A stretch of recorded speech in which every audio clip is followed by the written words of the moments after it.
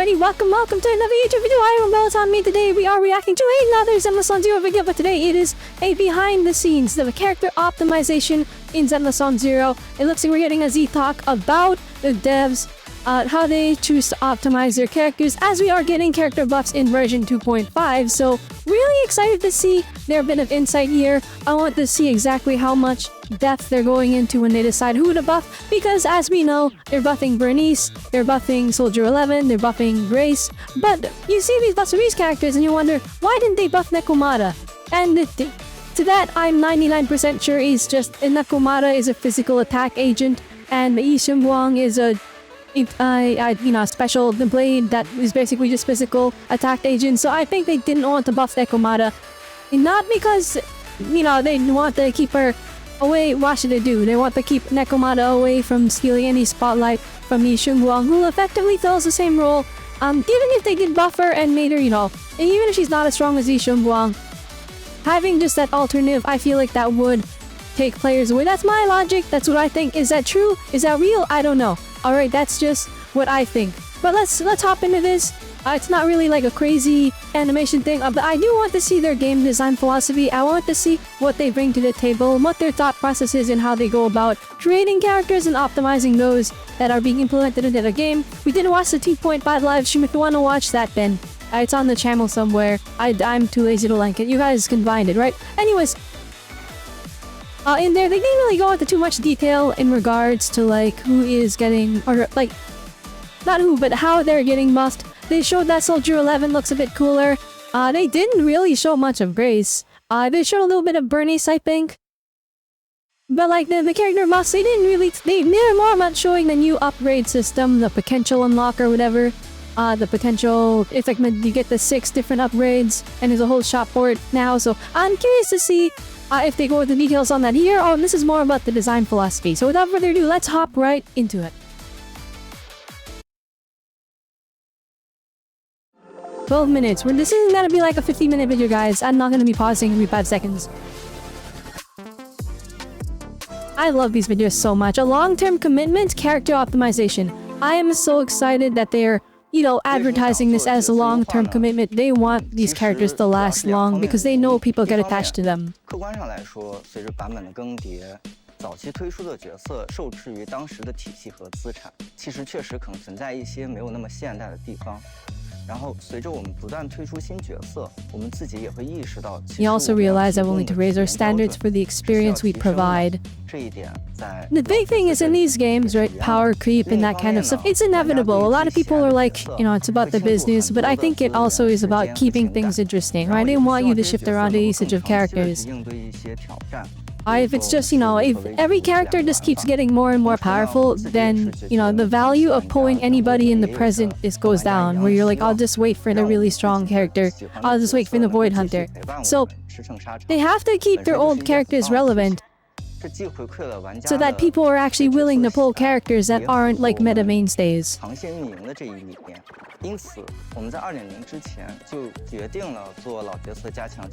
It is interesting that like they came to this conclusion to buff the old characters. A lot of the other games didn't come to this conclusion. Like a lot of gacha games just leave characters washed. They're just cooked, right? And it's interesting seeing Zenless on Zero because they buffed Soldier Anbi, and now she's getting buffed again. And they buffed Ellen, and now she's getting buffed again. So the first buff was not enough for them to be satisfied. And so we had this kind of thing where it's like this character got buffed more than once. And so now, with this kind of logic here, we can assume that they have more of an idea of how much power they want to give old characters. And the first time was more of like the seeing where it went and realizing, oh, we didn't make them strong enough.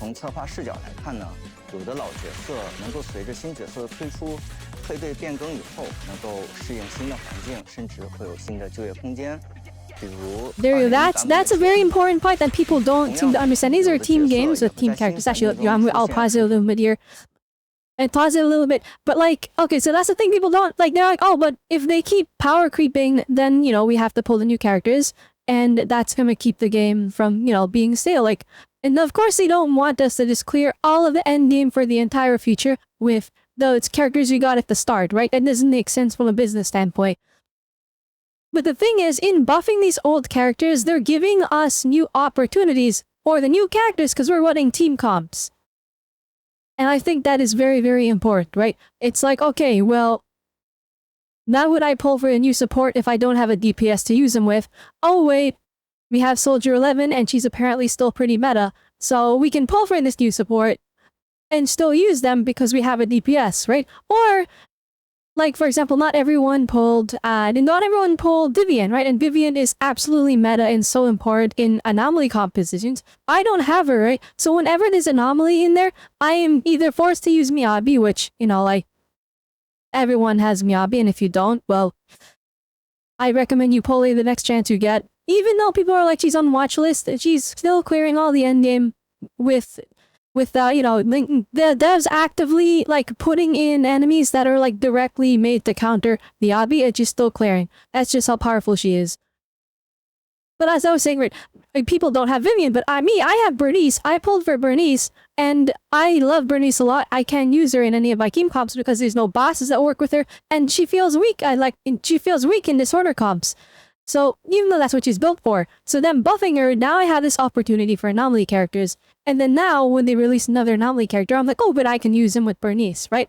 So, having options is so important for just pulling characters, right? These are team games, right? People pull Violin just for Yi Shunguang.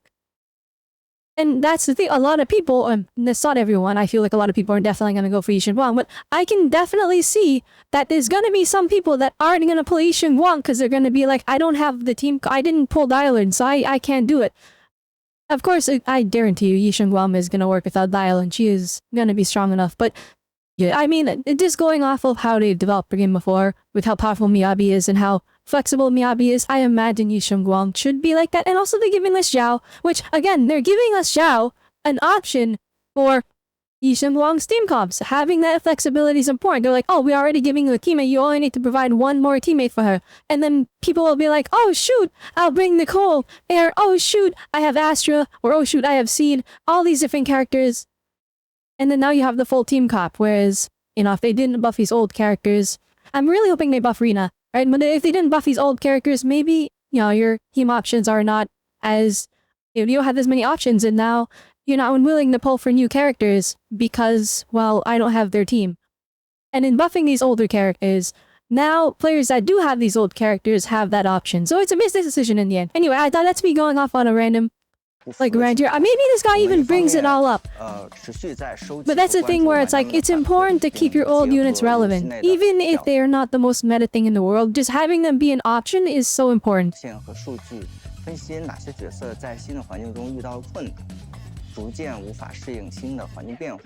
again, this is a point. Alright, and this is something that ZZ fanbase doesn't, like, a lot of them don't consider, and I'm sure a lot of you guys will consider this going forward if you watch this reaction here, but and look at emphasis, the new environment, alright? You can have the highest DPS in the game, right? The highest DPS in the game right now is a Miyabi comp or a Yishuan comp with all their best supports, right? And, you know, their W engines and stuff, right? And it's like, even though Miyabi is the highest damage ceiling, right, with insane AoE, the new environment where everything is resistant against ice, everything has miasma shields that resist basic attacks, where everybody has maximum defense, Miyabi is not performing as the top DPS unit anymore. But if we do the math on her raw statistics, she is one of the strongest, if not the strongest unit in the game, right? Actually, I think each one might be pushed up a little higher, but she ignores defense, so it's kind of like a math thing. But, like, Miyabi, if you look at her scaling, she's so powerful, but it's the environment. It's not just the characters you have to keep in mind, it's the things you're fighting. And the devs can shift what you're fighting, right? You look at Honkai Star Rail, you look at Genshin Impact, all the new bosses, all the endgame, it's always shilling the new units, right? And it's the same in Zenless Zone Zero. So, when you see people saying this character is OP, you have to get them, you please keep in mind, right, when you set the polo character, you have to understand that it's also the environment, right? Like people are like, oh, Miyabi's falling out, she's washed, but she's not. She's not performing as well, but that's because the devs have created an environment that is actively fighting against what she does. And even with that in mind, she's still clearing. Like, for example, in the new Shiyu, it's a menu field. In the new Deadly Assault, we have the Wandering Hunter, and it's a boss that people have been struggling with because unless you pulled Yudhari, or you built Minato, or you pulled Banyue, Right? It's a rupture shilling boss, and so people are struggling with that. But then I was struggling with monotone. I'm like, what if I just bring in Miyabi? Because he had a nice weakness, and then we just won anyways. And it was like, it was the easiest clear ever. Was it like a high score clear? No, but we still cleared, and it was brain dead. It was so easy. So it's kind of like, even though, anyway, I'm just getting to the point that environment is important. Enemies can have high defense, and then all of a sudden the Rupture character is doing really well. Or they can have no defense and really high HP, and your Rupture characters are going to fall off. Which I think that's what's going to happen when they introduce Xinguang into the mix. Because she's an attack unit, right? And attack that typically just has regular attack, stealing, crit damage, right? All that. I imagine if your team comp doesn't have that much defense ignore. And so if there's no defense ignore, how do you show this character? You make enemies that have really high HP and really low defense, and all of a sudden the Rupture units aren't performing as well because their ability to ignore defense, it's kind of fallen off, right? Well, that's, all conjecture and assumptions. You don't know until it actually happens. I'm sure people that look into the betas, they'll actually know what's going on, because I'm sure the data is there. But I do want the player base to not just, simp over the new characters that are so, oh, they have the highest damage, because this game is being balanced in multiple layers, right? The environment, the characters, their team comps, and then it's not even just the enemies you fight, right? It could be like, oh, now the enemies are in waves, and then they can throw in a crowd control character that gathers the enemies in one spot, and that character is going to do really well. Right, they can do all kinds of things. It could be single target one guy. It could be 5 guys you have to fight. The devs will always find a way to show the newest unit. And so, it's important to keep in mind that like, whoever the player is defined as the strongest, doesn't necessarily mean that they'll perform really, really good. And I went on a whole rant there. This is supposed to be a short reaction, I'm sorry. Burnice fell off a little bit too quickly in my opinion. The main difficulty was anomaly build upgrade. Rotation rhythm was slowed down compared to the anomaly agents. And also her burst damage output has also proved to be insufficient after her debut. That I think is pretty interesting. I do think her rotations are a bit weird because when you swap into her, she has to, you have the EX skill, so you sit there and she's there doing not that much damage because you invested everything into anomaly proficiency. So her skill damage isn't very high. And so you're trying to manage your resources too on top of that. I do think there's a little bit of friction in terms of her rotation. But here's the thing, this is where I brought this up in the 2.5 reaction. There's not a lot of fire weak bosses in Deadly Assault and the sheer defense. And then when they are weak to fire, they have anomaly resistance. So I'm really curious to see if this buff will actually help Burnice or if he's gonna need some extra stuff on top of that.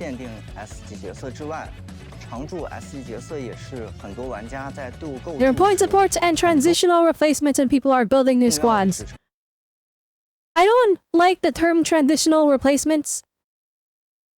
Alright, that's like oh, even temporarily use Soldier 11 until you get Evelyn. That's how that reads to me. But here's the thing, these are standard units. You're probably gonna end up pulling Mindscapes. So I feel like I'm hoping we can still reach the power of Evelyn the Soldier 11 if you have high Mindscapes by accident or something. Especially with the boss. But what he said about supports, it's true. The supports are so important, right? Coleta should be stronger because, she's actually pretty decent, but she could be better. I feel like she is nowhere near the same quality as the other, the limited stunners. Lycon is fantastic, right? Lycon is so good. He doesn't need a buff, I'm gonna be honest. And the thing is, it's fantastic that he's fantastic because you can use him in so many team comps. He's good in Miyabi comp. You can use him at Hugo. Heck, even as an on-field stunner on any, like we can use him with Alan. When there's ice people in the mix, he's useful because he has that ice red shred that's so desirable. 做出了逐步加。And then Arena fell off because she gives 30% pen ratio if you build her like super duper maxed out, and the buff lasts 2 milliseconds. And Nicole does 40% defense shred, which is like effectively dismatter. And so you're like, why would I use Rena? And the truth is, like, unless they find a way to slot her into anomaly comps, which I think that's probably what they'll try to do when they buff her. Right now, she's kind of washed. I feel really bad. The thing is, she's so useful. If her buff would be just a little bit better. It's just like, she's good, but there's other supports that are just better, and that's the problem. But see, her ability is like an extend shock, so you actually get higher disorders. Because the disorder is like that, you know, it's basically all your damage over time all at once. So by having shocks extended, your disorders are actually a bit higher with Rena on the team. The problem is that's all she's bringing to the table with her pen ratio, right? You have 30% pen ratio and then that shock extension, which makes disorders a little bit stronger. But then you look at like Vivian, right? And then Vivian has her Bloom stuff, and then the Bloom is just make the disorder do a bajillion damage. So it's kind of like, oh, that's just better. 强全部常驻 S 级角色的决定。当然，在 2.5 版本中，我们可能还没有办法把所有。We're not gonna get all their enhancements up and running in version 2.5. I'm glad that they're taking their time with it. Like, of course, they didn't buff Nekomata because, you know, want her to compete with Yi Xingguang, even if she is a bit weaker. Like, a bit weaker if she was buffed. Like, they would not buff her to Yi Xingguang level, right? That's obvious. But like, if they do them, you know, in batches rather than all at once, then at least they have time to balance the characters and make sure that they're actually at a power level they're satisfied with. Instead of like trying to rush all the buffs out and then accidentally having a character end up too weak, or have a character end up too strong. It's good that they're taking their time with it.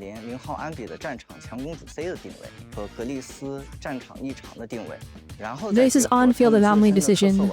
I am so curious how you fix Grace, cause like how she stands currently is she's like supposed to be on-field anomaly DPS, but then like she gets like absolutely mocked by every other on-shield anomaly DPS. Ability to consume overclock to trigger a bloom. I am so they gave her a bloom? Okay. Alright, dude. That's a whole... Jesus stole Vivian's ability. Now I'm curious. Wait, that's a whole different character now. They made it more fluid. We saw a bit of her animations. Then this flippin' uppercut thing is so sick. I'd rather see that again. This like the jump back like 5 feet into like the forward lunge. Oh, and then it knocks the enemy into the air. That's so good. Also, her attacks look so much faster. I charged parry. Whoa, that's actually really sick. Cause like, the way I play Soldier 11, because I use her as like a main DPS, I actually really invested in mine. Mine's very strong. But no, I use her, we're constantly doing the dodge counter. Like, that's like one of her most important moves, because you're trying to like maintain the rhythm of like keeping your fire stacks up by, you know, clicking or pressing the attack button with good timing. But it's like, yeah, you're constantly getting interrupted by the enemy's attack, so you have to dodge out of the way. But if you could like hold it down and then charge up your basic attack, and then it's actually a parry, so you could keep your flow going, oh, that would be really nice. Now, it really depends on how fast she can transition into her parry state. That's turning in other skills, giving her more strategic options in the battlefield. Having options is the most important thing for an actual DPS.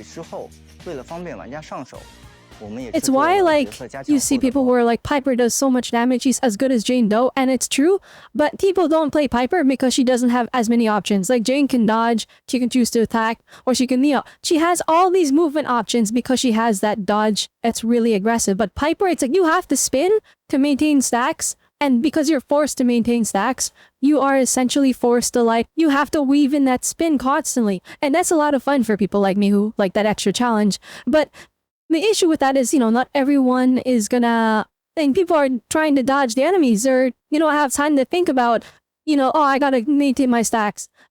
It's like, no, they have to... They have to dodge, and then so they lose the stacks, and then the character falls off in damage when you're not able to be fully optimal. So long story short, you need options in combat, especially if you're on-field main DPS. We're not main DPS, that's not the right term, but like an on-fielder. Off-field fire anomaly sub DPS, whose coordinating player mechanic is infecting scorch on enemies. The thing is, alright, so Burnice's main thing was one, applying Anomaly at support for disorder teams. Though when she showed up initially, she was like an off-field sub-DPS or big, because Anomaly hadn't really grown huge yet. We didn't really shift into Anomaly meta at that time. So she was meant to be like disorder with Jane Doe. And so her, like, one of her big contributions wasn't just the disorder, but her doing damage from off-field. But now Orphe exists and she does damage from off-field in like much higher quantities while buffing the team. So it's like, even in Anomaly teams, why would I use Burnice when Orphe exists? Well, of course, if you're trying to get your character a core skill buff, right? Then you're trying to dance around that. But I'd almost argue that Orphe's damage is just high enough. And then also yet Vivienness entering the mix, who triggers disorder a lot more consistently. All of the Anomaly bosses are weak to ether. And it's like, oh man, I'm sorry, Burnice.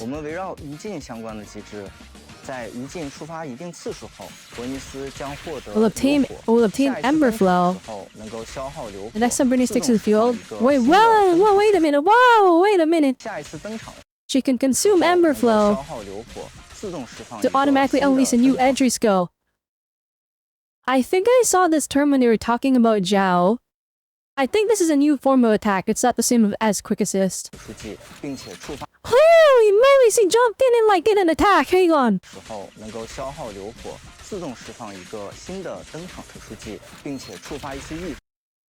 there's a bloom. Wait.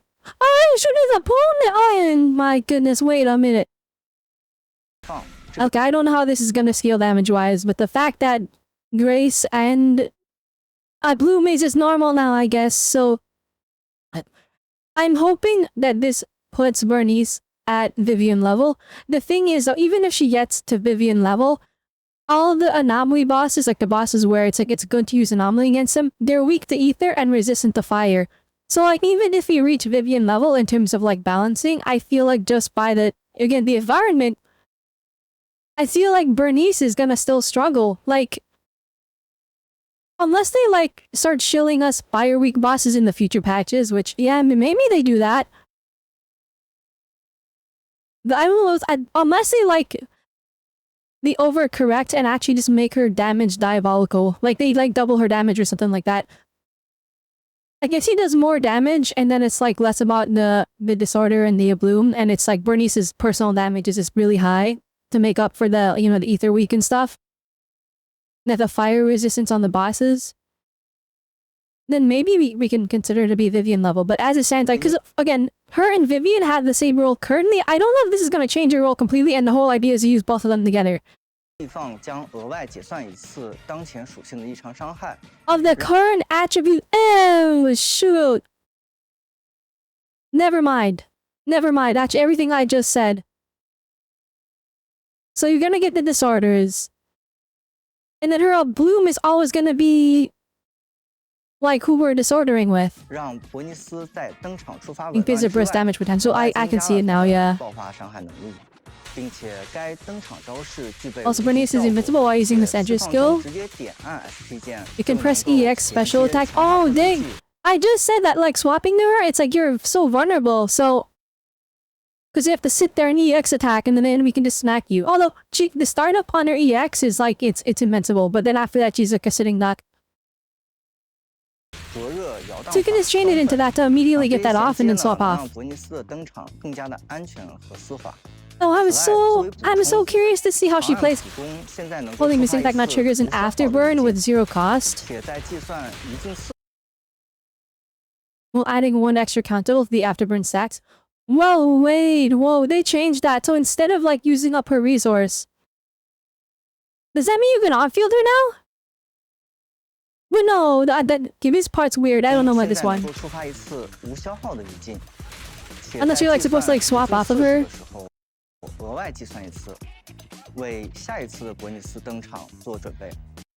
Laying the ground so yeah, you can get. Wait, the afterburn is that that's the thing she needs to get her. Okay, no, it's Ember Flow. Okay, so you need to get a certain amount of afterburns to get Ember Flow. So now you do want to stay on field with her for like and then quick swap off. So you start her like little spin move to get that extra afterburn. And then you swap off to keep it safe. And then she gets the chance to do her aftershock faster. That's so good. Okay, never mind. It is part of gameplay loop.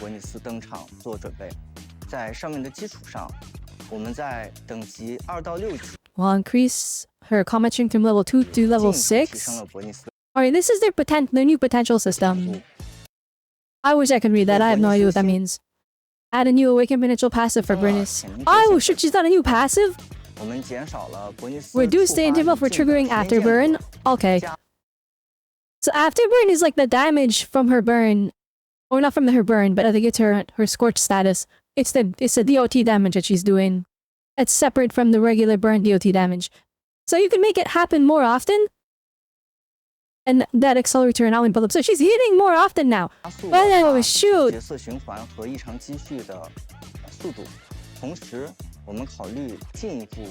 Increasing the effectiveness of energy regen?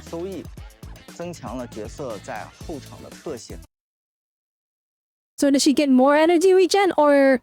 Well, they said increasing the effectiveness of it. So that makes me think that it does something else besides just regenning her energy. Because, oh, then she does feel pretty rough without energy regen. Like, you want her with an anomaly mastery disc, but the problem is... Why she doesn't have enough energy regen without her W engine.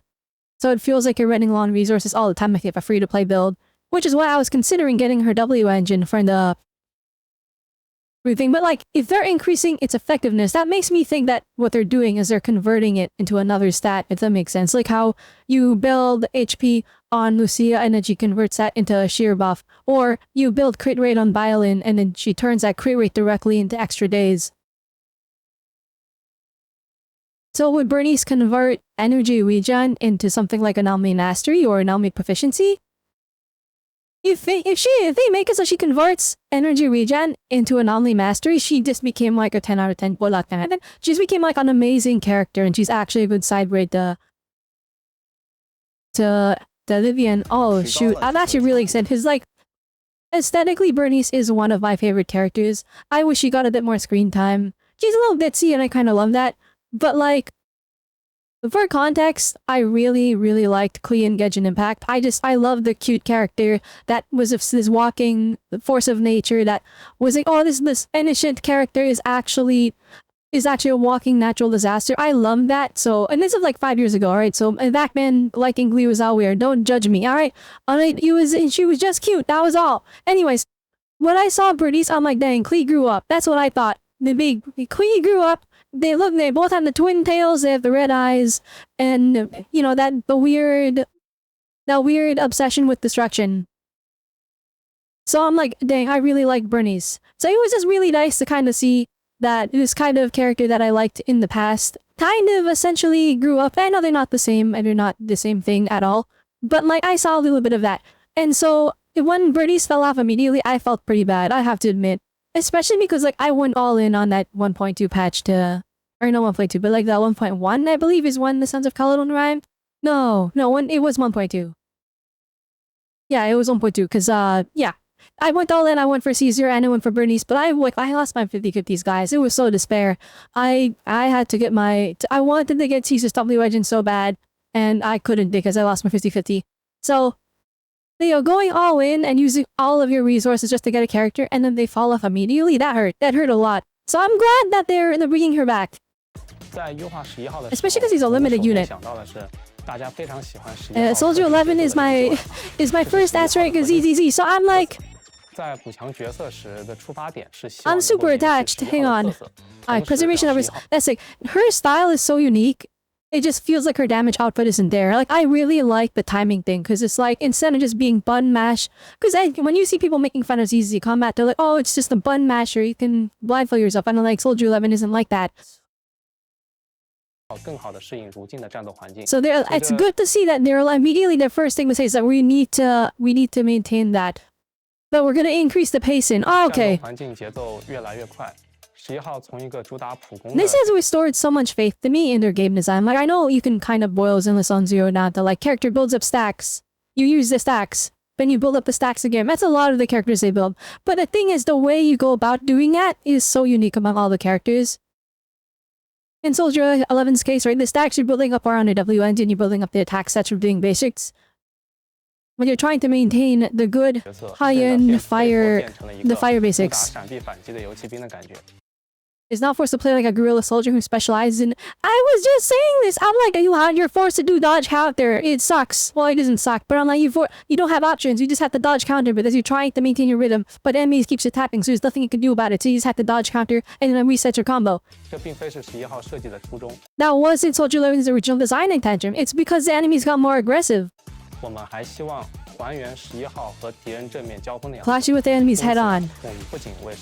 I do like how he used guerrilla. I don't know maybe this translation. He said guerrilla warfare like it's like some crazy tactical thing, but I'm just very dodging, fighting for my life. Charge up parry to enhance the direction. We've added a new feature that retains your basic attack combo after dodge counter. Oh my gosh, I just complained about that. But at least you guys know I actually play these characters. At least you know I actually play these characters, and so my commentary here isn't coming from just me making stuff up. Everything I'm saying they're doing! I didn't pre-watch this, by the way. Let's make this quick. I did not pre-watch this. Alright, I don't like to pre-watch this stuff. Alright, I watch it and me. That's why my videos are like 50, 40, 30 minutes long when it's like a 3-minute trailer. I don't pre-watch it. It's me reacting in live time. I want to keep it still a reaction.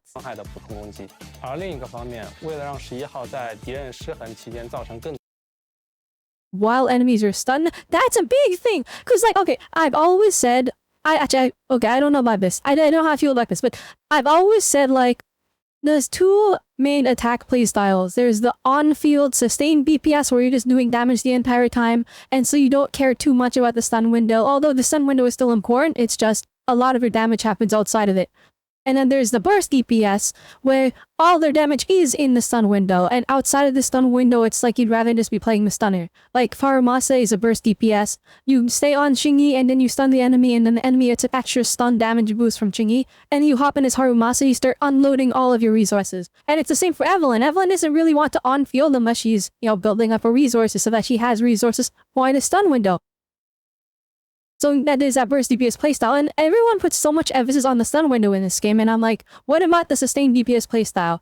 Right, and then characters that support this are like Trigger, who wants you to increase the stun damage multiplier, but she makes it so that stun damage multiplier increase is outside of the stun window, and also during the stun window, but like it's there in all times. So sustained DPS characters, like Soldier 11, where she doesn't get bonuses from attacking during the stun window, but she can maintain her damage output consistently the entire fight.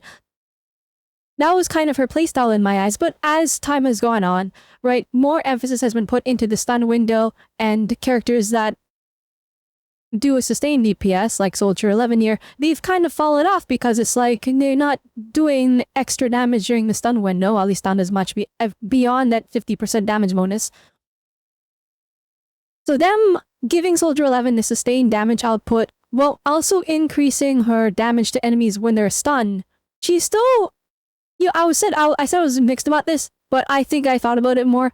Everything they just said is still her doing sustained DPS. She's still on-fielding most of the time. But they're increasing her damage during the stun window to kind of keep her extra relevant. When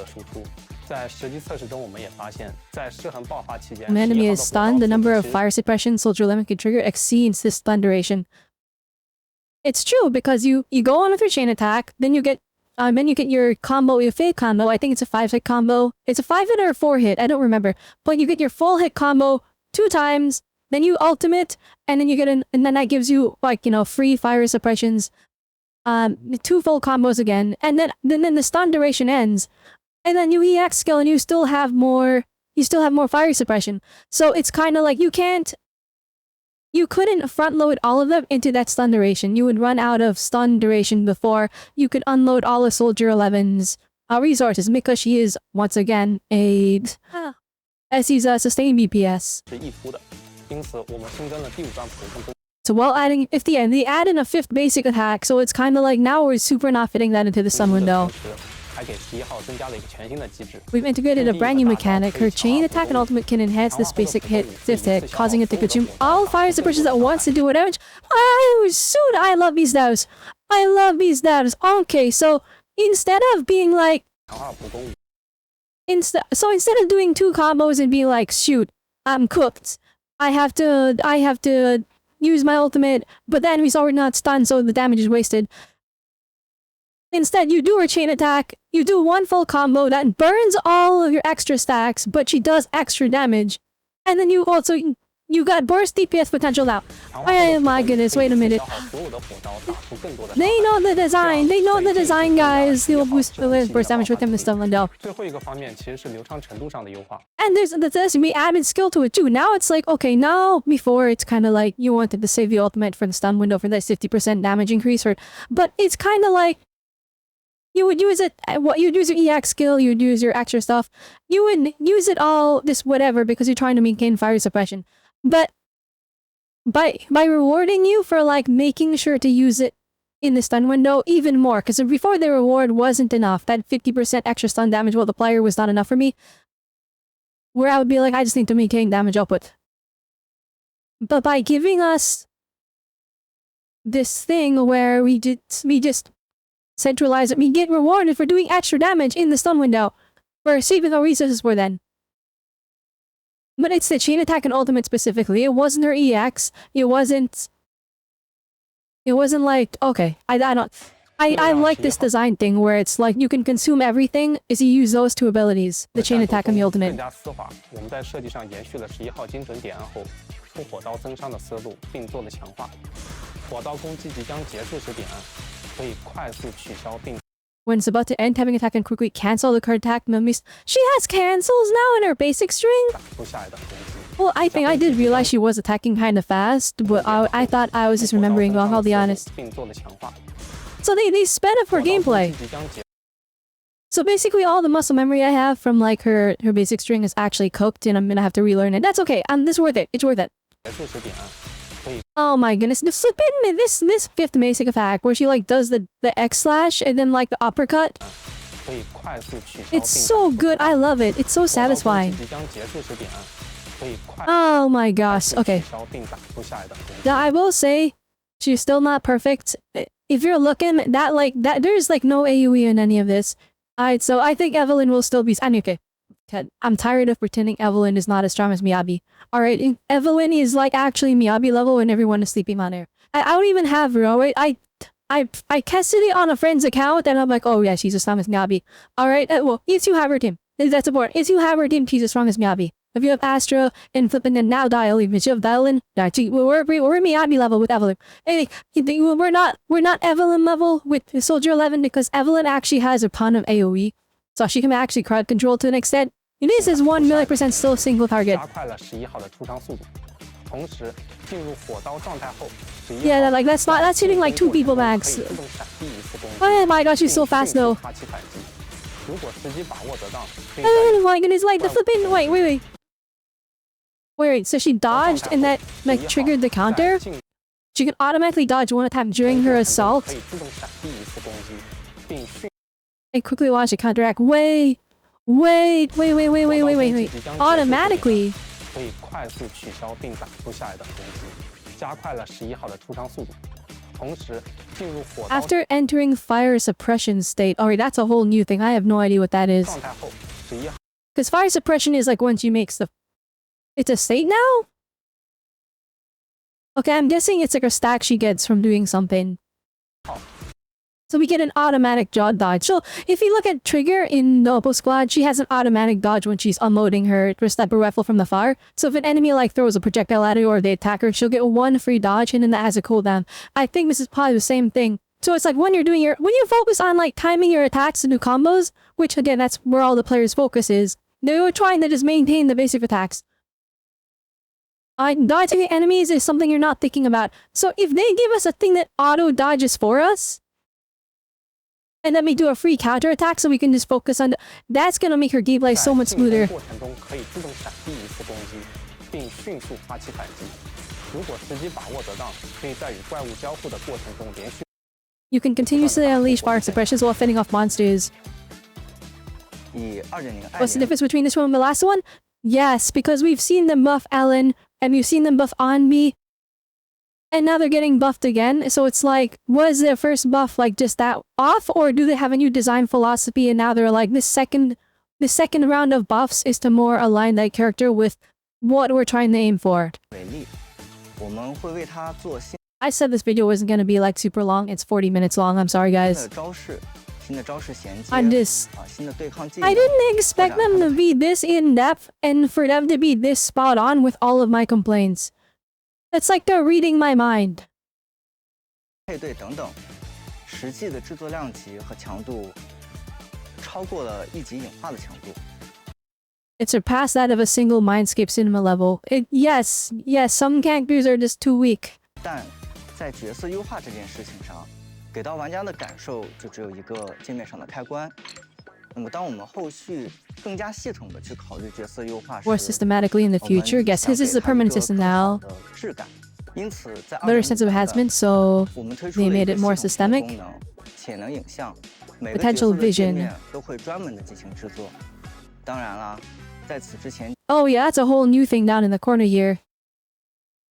Like this right beside the 加 Mindscapes. 强过的艾琳和零号安比 Oh, okay, so that's what it is. It's like a 6-part buff strength. 也会得到再次的强化。在设计上，我们把整个角色的优化做了6个 Segmented it 等级 into 6 levels. 在等级1，就如2.0的艾琳和2.4 Okay, so segment 1 is the potential unlock. So it's like the full kit rework. 我们会新增体验，增加招式。 Okay, 优化 I'm 招式 interested. 衔接 I'll 无敌帧覆盖等等，优化 Okay. 角色的资源循环，去解决这个角色存在的 Missing a pre-existing sore 2.5 spots. 之前已经激活潜能 And then now it's 的艾 like, 琳和 now 零 that 号 they 安比 feel 角 good 色 to play, it's just about increasing their damage. 直接达到等级1。 Okay, so basically we'll have the first one unlocked and it's 2 to 6 that we have to unlock for those characters who had like kit reworks 艾 completely. 琳和零号安比也会在2到6级 Do I have 得到 to... 进一步的提 For 升 Onmi and Ellen, it was automatic for the first one then.